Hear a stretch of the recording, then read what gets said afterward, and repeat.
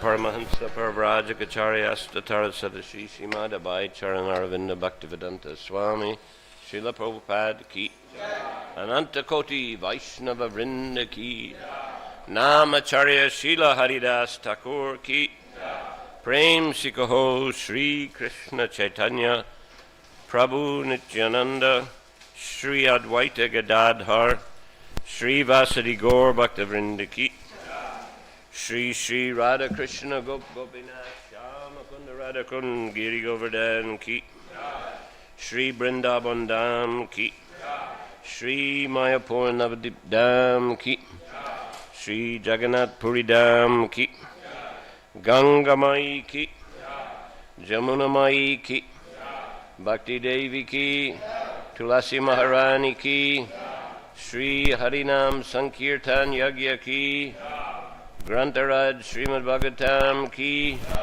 Shri Shri Radha Gopinath Ki Shri Shri Jagannath Subhadra Baladev Ki Shri Shri Nitai Gaura Premanandi. All glories to the assembled devotees. All glories to the assembled devotees. All glories to the assembled devotees. All glories to Sri Shri Guru and Sri Gauranga. All glories to Srila Prabhupada. Namam Vishnu Padaya Krishna Pastaya Vidale Srimati Bhaktivedanta Swami Niti Namani Namaste Saraswati Devi Gauravani Pracharni Nivasesha Sundravani Pasachadi Shatarina.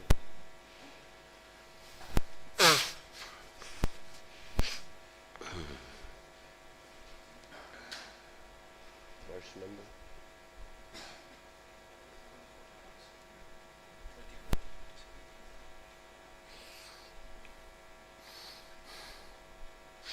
Om Namo Bhagavate Vasudevaya. Om Namo Bhagavate Vasudevaya. Om Namo Bhagavate Vasudevaya.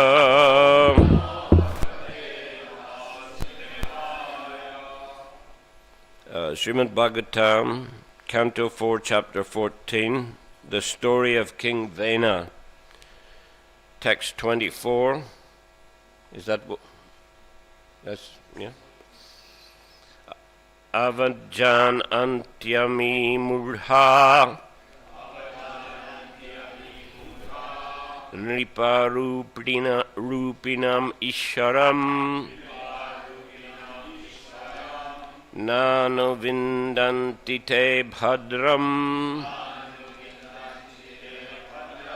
Ihaloke Paratracha Avajanantyami Mudha Nriparupinam Ishwaram Nanu Vindanti Te Bhadram Ihaloke Paratracha.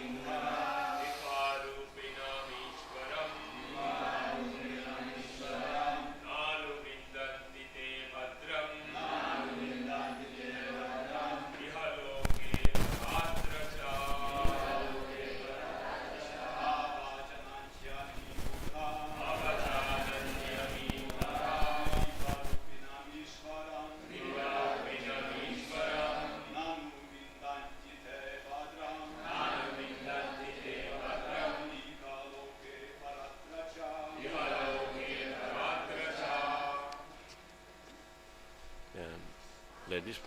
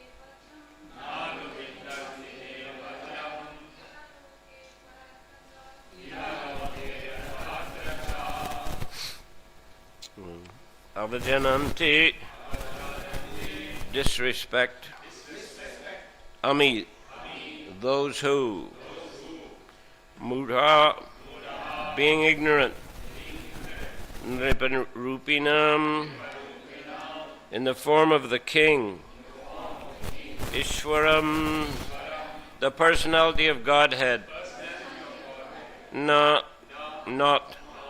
anuvindanti, experience,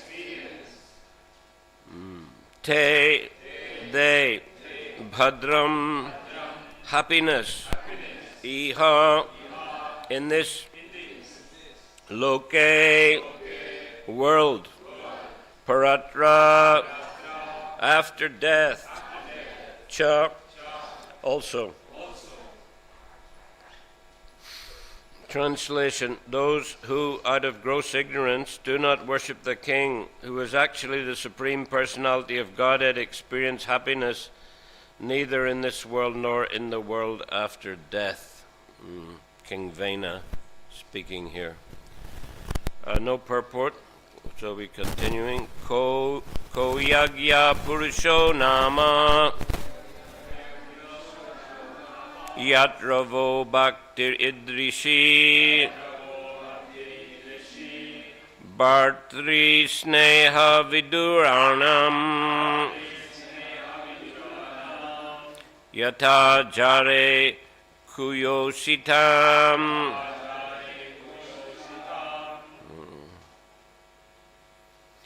You are, translation, you are so much devoted to the demigods, but who are they? Indeed, your affection for these demigods is exactly like the affection of an unchaste woman who neglects her married life and gives all attention to her paramour. No purport, so we continue. Text 26 and 27. Vishnu Virinsha Girisha Indro Vayuryamo Ravi Parjanyo Dhanata Soma Kshitir Agnir Apampati Ete Chanya Cha Vibhudha Prabhavo Varashapayo Dehe Bhavanti Nripate Sarvadeva Mayonripa. Lord Vishnu, Lord Brahma, Lord Shiva, Lord Indra, Vayu, the master of air, Yama, the superintendent of death, the sun god, the director of rainfall, Kuvera, the treasurer, the moon god, the dominating deity of the earth, Agni, the fire god, Varuna, the lord of waters, and all others who are great and competent to bestow benedictions or to curse, all abide in the body of the king. For this reason, the king is known as the reservoir of all demigods who are simply parts and parcels of the king's body. Purport: there are many demons who think of themselves as the supreme and present themselves as the directors of the sun, moon, and other planets. This is all due to false pride. Similarly, King Vena developed the demonic mentality and presented himself as the Supreme Personality of Godhead. Such demons are numerous in this age of Kali, and all of them are condemned by great sages and saintly persons. So here, King Vena is preaching his bogus philosophy,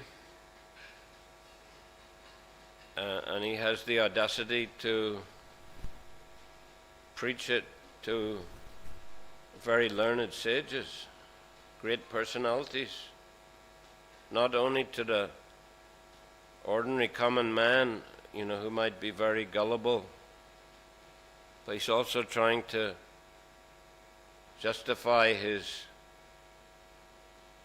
behavior and his so-called philosophy in a perverted way.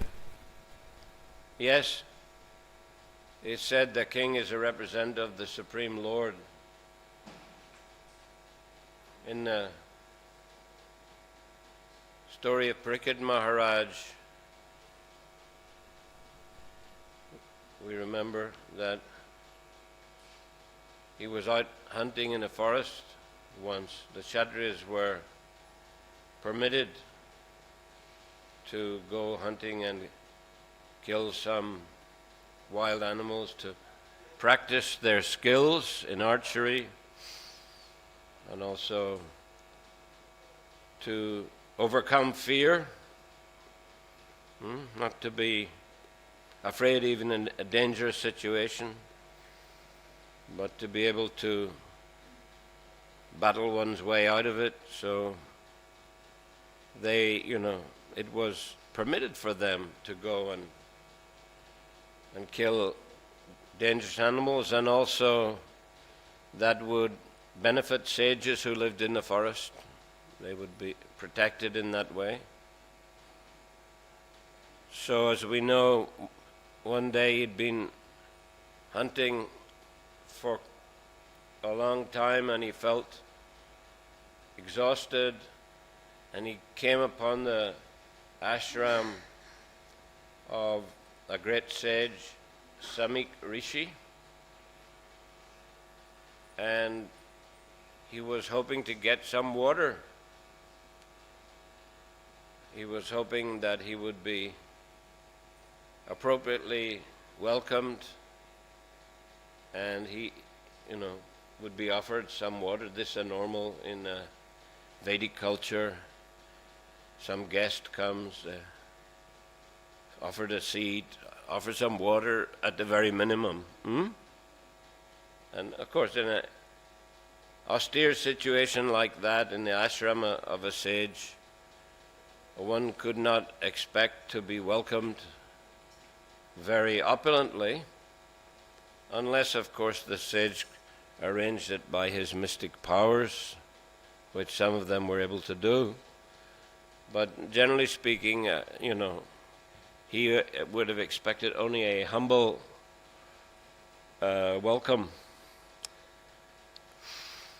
But the sage was deep in meditation at the time, and he didn't even notice the king. So being sort of exhausted, and he became a bit irritated, and as he didn't get anything, didn't get any reception at all, and in a moment of inattention, we could say, or frustration, he saw a dead snake on the ground. He wrapped it round the sage's neck like a garland. So just then, the son of the sage, Shringi, he came and saw what happened, and he became furious. He was just a young boy, I think, 12 years old, something like that. And he had actually, being a son of a sage, he also had great Brahminical powers. So his father had taught him how to bless, how to curse, like that, which is a standard sort of duty or activity of sages, to give blessings, but sometimes they also curse. Although the curse usually contains some beneficial element as well for the upliftment of the person who's being cursed. As, for example, Nala, Kuvera and Manigriva were cursed by Narada Muni, due to inappropriate behavior. He was passing by a great sage, and these two sons of Kuvera were cavorting in some lake, naked with some young ladies, and as soon as Narada came, they all covered themselves, the ladies, but the sages were intoxicated. They didn't even pay attention, so Narada Muni cursed them. But, it wasn't just an ordinary curse. there was a great benediction within that curse, that they were cursed to take birth as trees, Arjuna trees, but not ordinary trees. They were trees in the courtyard of Nanda Maharaj. Then one day, Mother Yasoda, being busy with the household duties, she tied Krishna to a mortar and lodged it between these two trees, thinking that the naughty child, he cannot, do any more mischief. But, of course, it was Krishna, the Supreme Lord, simply crawled across the courtyard, and the trees were pulled over. So the demigods came out, and they had immediately darshan of Lord Krishna. So this was a very great benediction. Not only then, but even before the trees fell over, Krishna was playing around there, and it was Vrindavan, so actually it was a very fortunate birth. And after having darshan of the Lord, they returned back to their position as demigods, as sons of Kuvera. So they got cursed, but that was a benediction at the same time. There's also there are many examples, I guess. The story of Panchapsara Tirtha. Any of you been there? Panchapsara Tirtha? No? Huh? I don't know, there might be some duplicate of it in Vrindavan, but the actual place is in South India. It's in Karnataka. Gokarna, you might have heard of Gokarna, which is a famous holy place connected to Lord Shiva. Just some distance south of that, on the way to Udupi, there's Panchapsara Tirtha. We had the fortune to visit it on Padayatra, along with our Mahavishnu Swami, Janananda Maharaj, and Bhakti Vrajendranandan Swami, who's a Malaysian Swami. Now he's gone back to Godhead. But we all of us used to travel on Sankirtan in the UK together, like 72, 73. So we had like little sort of reunion on Padayatra, and we walked along that coast there from Gokarna down to Udupi. So we passed this Panchapsara Tirtha, which is mentioned in the Chaitanya Charitamrita. Lord Chaitanya himself visited that place. So the story behind that is that once there was a great rishi, performing a meditation, austerities there, and Indra became, worried this rishi will become too powerful, so he sent some apsaras there, 5 apsaras, to distract the rishi. But the rishi understood what was going on, so he cursed them to become crocodiles. So they were very, very, repentant. Please, don't curse us. He said, I'm sorry, I've already pronounced the curse, but one day a great devotee will come here and liberate you. So a long time later, when Arjuna was on pilgrimage, he came to that place and he saw the 5 crocodiles and cut off their heads. So again they resumed their apsara forms and went back to the heavenly planets. Daksha, Narada himself was cursed by Daksha, isn't it? I was in Perth, we were reading that portion of the Bhagavatam. Daksha actually had 2 births, one in which he offended Lord Shiva, and his head was cut off, and he was given the head of a goat, which is embarrassing for him.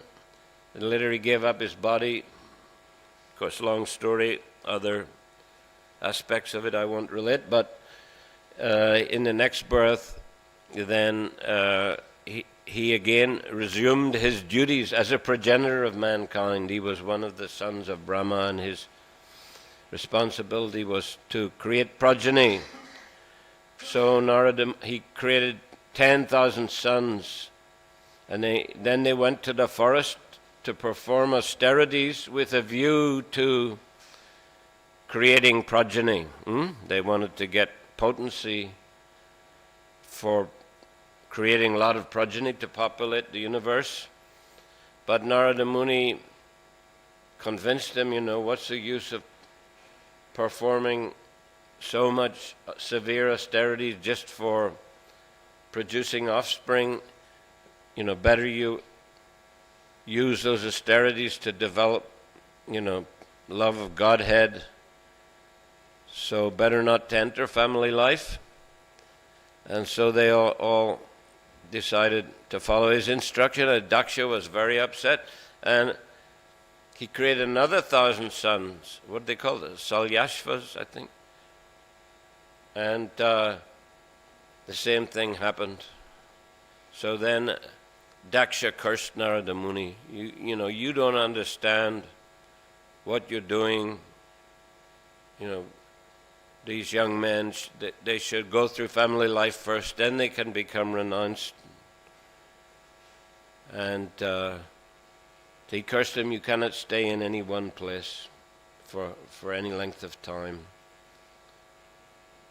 But he accepted it as also a benediction, and he used that to travel freely throughout the universe, spreading Krishna consciousness.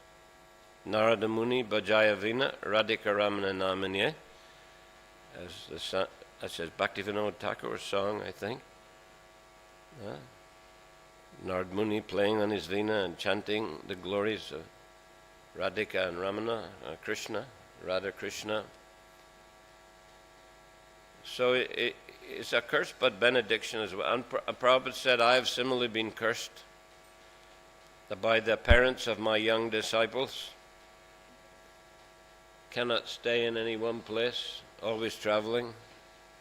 But now, he said, I want to transfer this curse to my disciples, especially the sannyasis. So they travel and preach all over the world.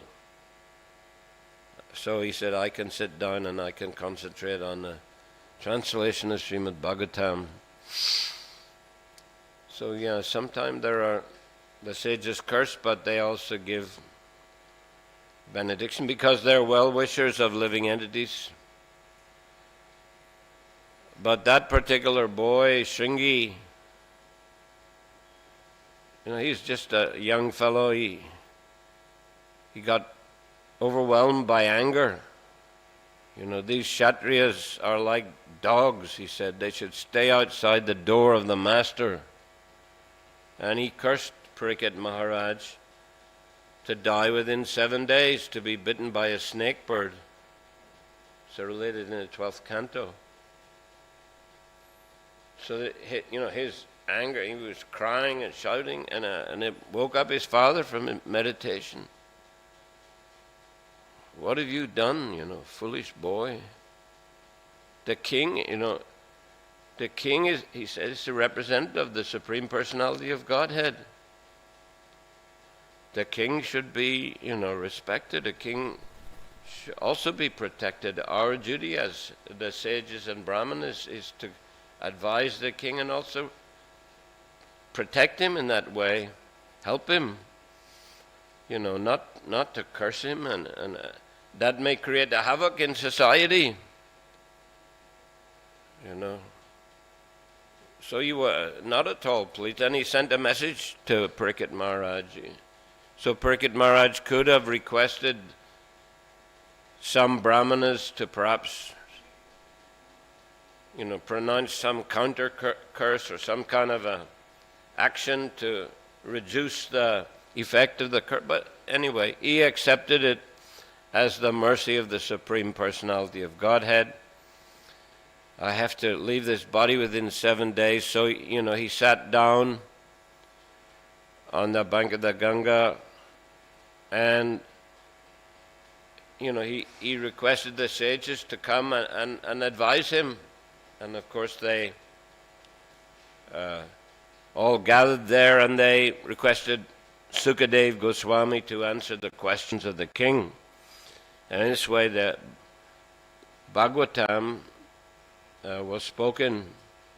The Bhagavatam, of course, as we hear it, was related by Sudha Goswami, but he was present when Sukadeva Goswami related to Parikshit Maharaj. He heard that. So then later we're in the first of Naimisharani. The sages had gathered there.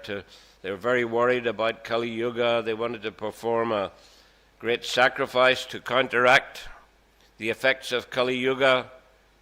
They were offering fire yagya, but it said their faces just became blackened with the smoke.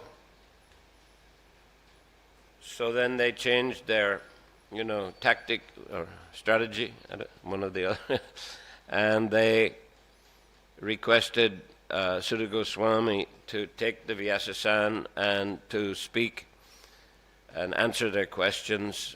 So they posed many relevant questions, such as, how religious principles will be protected in Kali Yuga, and other questions. Because Kali Yuga, they said, is a very disturbed time. In Kali Yuga, men have short lives, they're quarrelsome, lazy, misguided, unlucky, and above all, they're always disturbed. So it's very difficult for people in Kali Yuga to focus their attention on meditation or worship of the Supreme Personality of Godhead. So they were eager to know, eager for guidance from Sudha Goswami. So he related what he heard from Sukadeva Goswami. And these are, as he said to the sages, I have been justly questioned by you. Your questions are worthy because they are of relevance to the world's welfare. And also he has mentioned Idam Bhagavatam Nama Puranam Brahma Samhitam. This Srimad Bhagavatam is the literary incarnation of God. And it was compiled by Vyasadeva, who is the incarnation of God. It is meant for the ultimate good of all people, and it is all blissful, all successful, and all perfect. So, of course, Parikshit Maharaj, he had made the right decision in the face of death, impending death. He chose to fast and simply focus on Shravanam, hearing about Krishna. We may not get the same 7-day notice that he got, but anyway, we all have notice sooner or later, isn't it? All have to leave. That's why, by Srila Prabhupada's mercy, we are able to hear the Bhagavatam, and he wanted us to hear the Bhagavatam every day. Once Prabhupada actually said, he said, read a verse of the Bhagavatam every day, discuss it from different angles of vision, and in this way you can complete the Srimad Bhagavatam in this life, and next life you can begin again.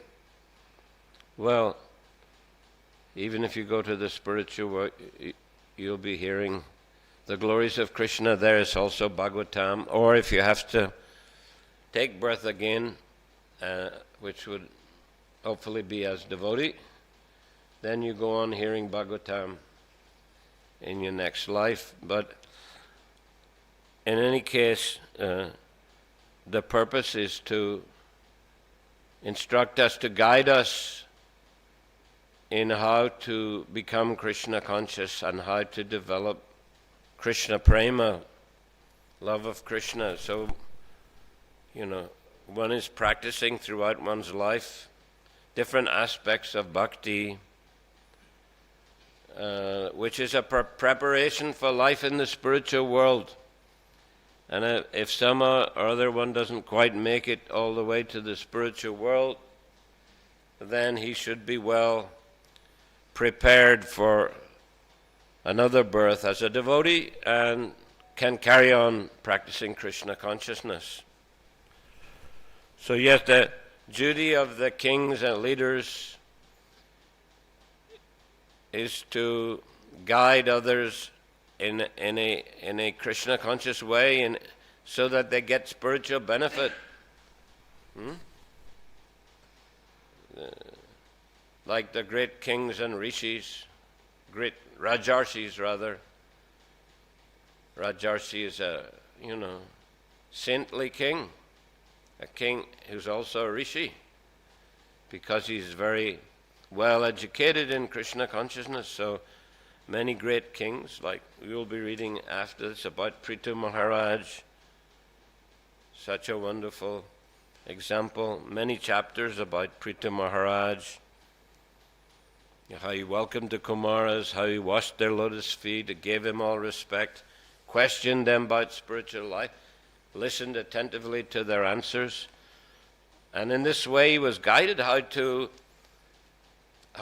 administer the kingdom, how to be a good king. And of course other Yudhisthira Maharaj and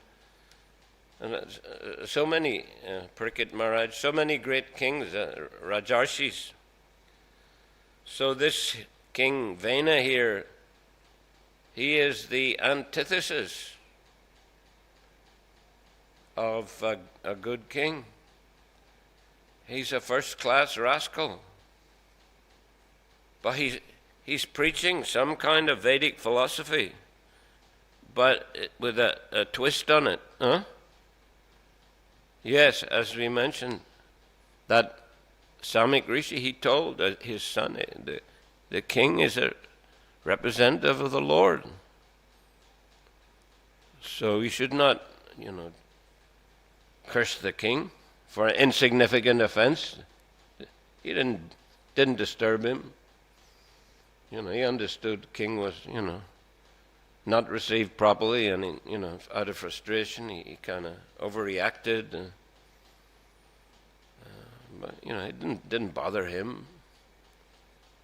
He was absorbed in Krishna consciousness.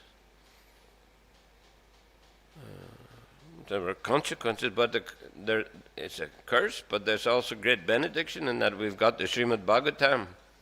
It's a great benediction for countless generations, countless individuals, to help them develop pure love of Krishna and go back to Godhead. But this King Vena here, he made some very serious mistakes. What's his father's name? Anga. King Anga actually was he was also a Rajarshi. King Anga, he was a great soul. But sometimes it happens, even person is a great personality. His son might not be up to the standard. It's mentioned in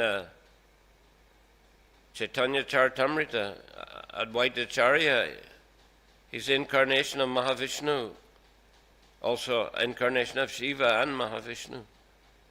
And he had 6 sons. 3 sons were great devotees, but 3 other 3 sons there were useless. So even the sons of great personality, may not be up to standard as devotees. But 3 of them were great souls. I mean, we don't hear about all the sons of Bhaktivinoda Thakur. He had what? How many children, Bhaktivinoda? 10 or 12? How many? Maybe 12, yeah. Well, of course, we know one son, Bimal Prasad, he became Srila Bhaktisiddhanta Saraswati Thakur. Bhaktivinoda Thakur prayed for a ray of Vishnu to come and help him in his preaching of Krishna consciousness, and Krishna sent him that son, the great Bhaktisiddhanta Saraswati Thakur. So, yes, that is desirable, but we don't hear much about the other sons, do we? Oh, we know Lalit Prasad. I remember going with Jayapataka Maharaj long back, during Prabhupada's time, to meet Lalit Prasad, because Prabhupada wanted to try to get possession of the birthplace of Bhaktivinoda Thakur, and that son, Lalit Prasad, was also, a Krishna conscious person, and he had possession of that place, but he didn't, pass it over to ISKCON. ISKCON was very young in India at the time, but so we know he was a devotee. Maybe the others were, but we don't hear much about them,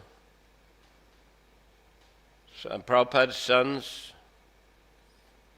he wasn't too happy with Mathura Mohan.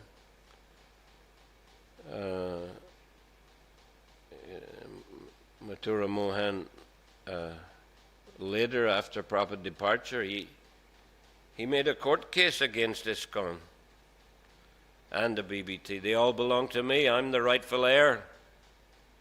There was a court case, but finally settled out of court. But it cost some Lakshmi, but that's nothing in comparison to the value of ISKCON and the BBT, of course. And Prabhupada left a clear will, how things should go on after his departure. But still, that son, he didn't have the right mentality. But another son, Vrindavan Day, Prabhupada was very affectionate to him.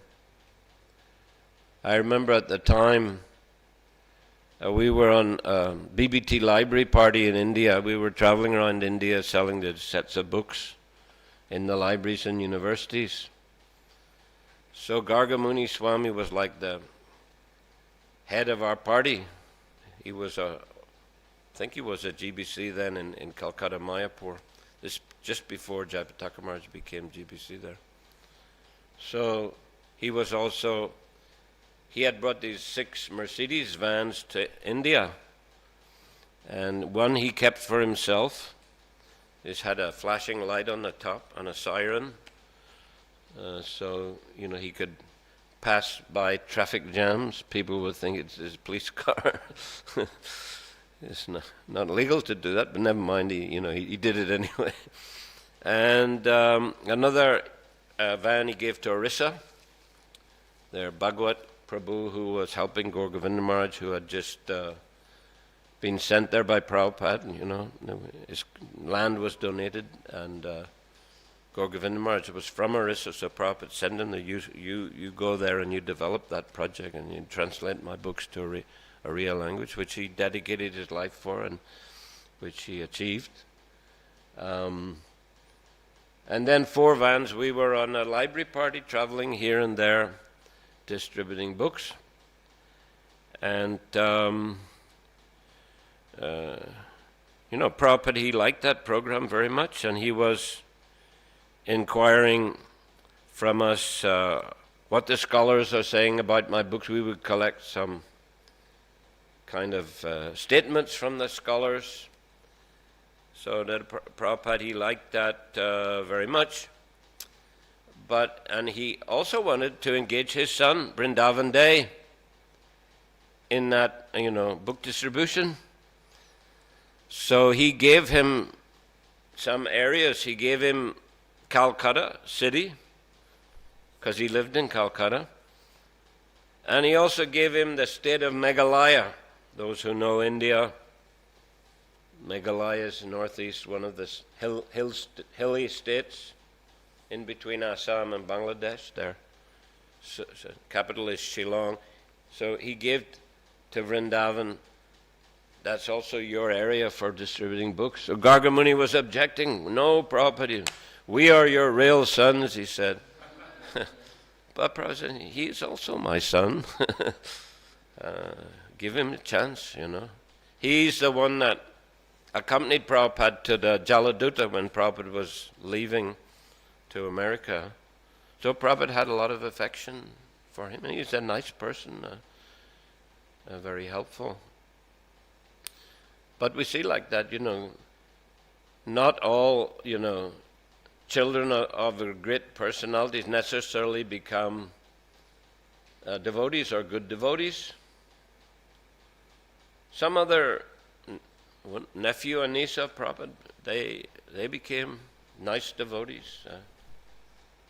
Sankarshan, he's still there in Calcutta, Mayapur, and niece married to Bhima Prabhu, the BBT trustee in India. But anyway, that's beside the point. I mean, the great personalities themselves, they're great souls. So Anga was a great king, but this son was not, he was unfortunately useless, a rascal.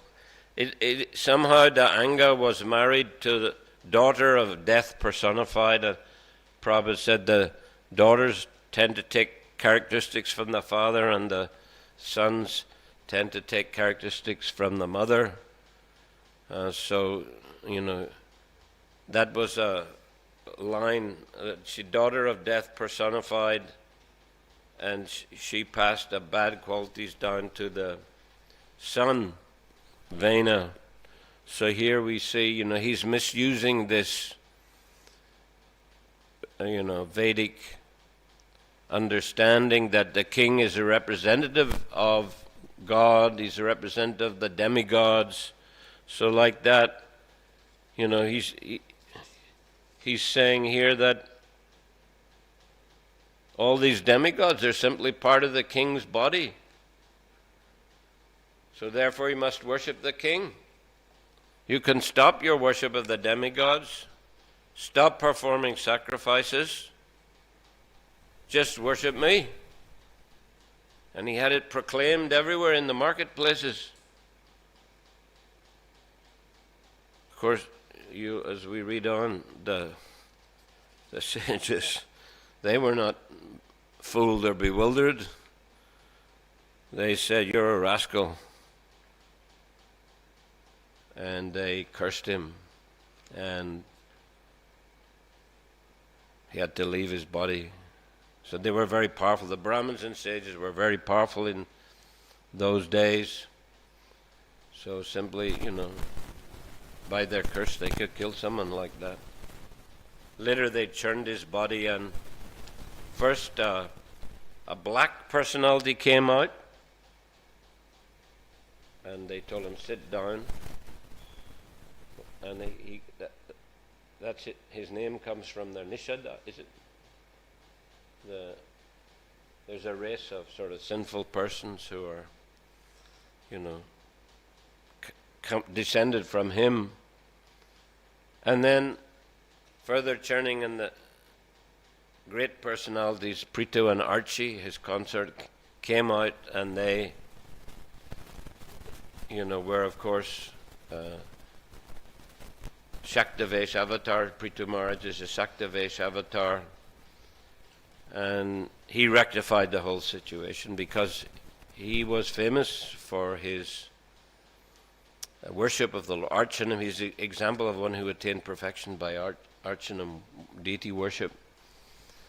And he's also learned, and as we mentioned, he respected the sages and took their instructions seriously. So we shouldn't become like a bogus personalities and misinterpret the Vedic instructions, the Vedic literatures. Rather, we should get proper understanding. There are many Vedic literatures, of course, very extensive. They're summarized in a Vedanta Sutra. Very, not many persons will be able to read through all the Vedas. And to understand a Vedanta Sutra also very difficult. It's written in sutras. It has to be unpacked. And Prabhupada explained that Bhagavatam is the natural commentary on the Vedanta Sutra. In the original, every chapter concludes with Brahma Sutra Bhashyate. This is a commentary on the Brahma Sutra or the Vedanta Sutra. So Bhagavatam contained the essence of Vedic knowledge and explained very nicely for the understanding of the common man. And of course Prabhupada's written his purports. Many acharyas have written commentaries analyzing the different verses. Prabhupada, when he translated, he used those commentaries and he often quotes from them in his purports, but he's presented in a way that the modern man can easily, gain entrance into this sacred process of Krishna consciousness. The common man can transform his life and become a serious practitioner of bhakti yoga. So we should pay attention and get the proper understanding and pass that on to others, and not concoct our own bogus philosophies and mislead others. So that's what Vena was doing.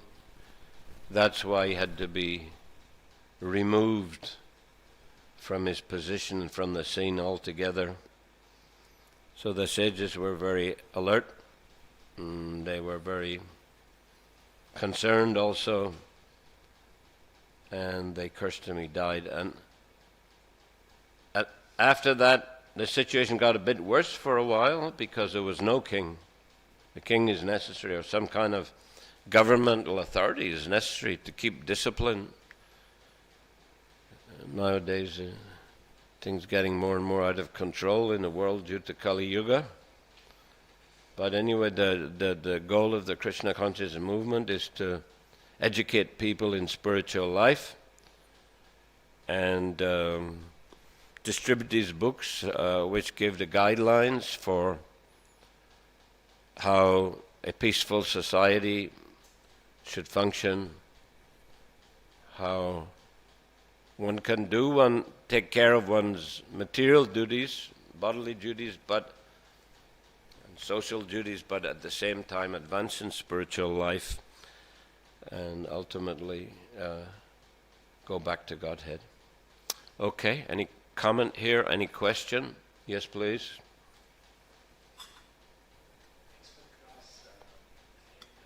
Wonderful Kirtan. Your Kirtans are simply amazing.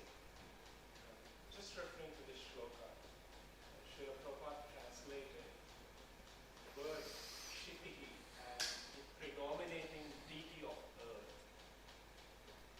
Is it actually Bhudevi, Mother Earth, Durga Devi? Which verse is that in now? 27. 27. Mm-hmm.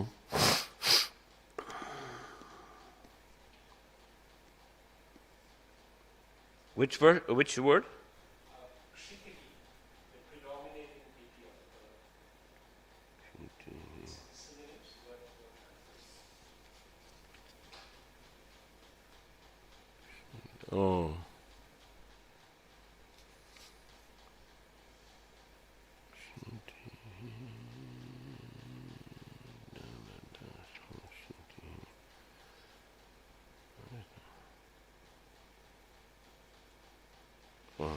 So Shitir, Shiti. I'm not an expert in Sanskrit. What is the usual translation of that word? Do you know? Well, is it another name for Bhumi? It would seem. That's how Prabhupada has translated it. And as I mentioned, in his analysis, he always consulted the previous acharyas. So yes, that's the meaning. It would seem. Hare Krishna. Any Sanskrit scholars here?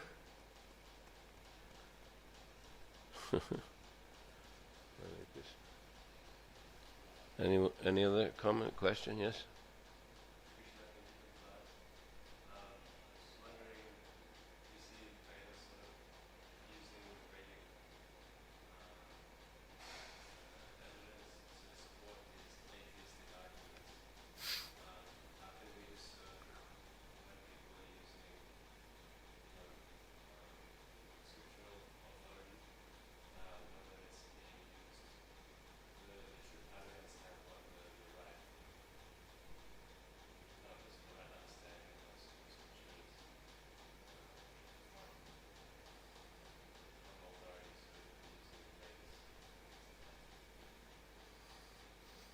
Well, we have to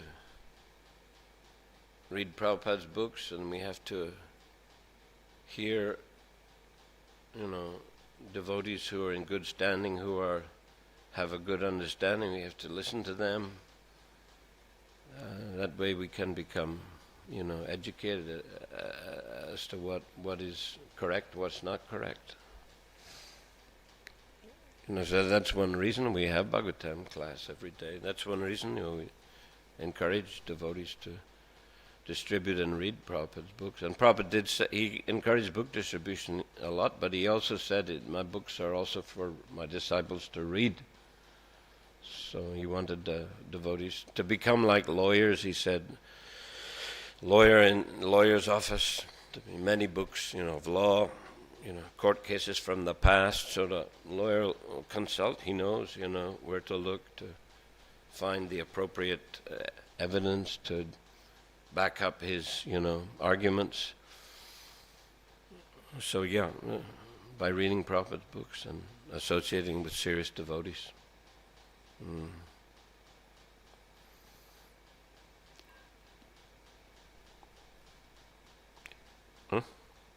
Anyone? Okay then, thank you. Grantaraj Srimad Bhagavatam ki, Srila Prabhupada ki, Gaur Premanandi.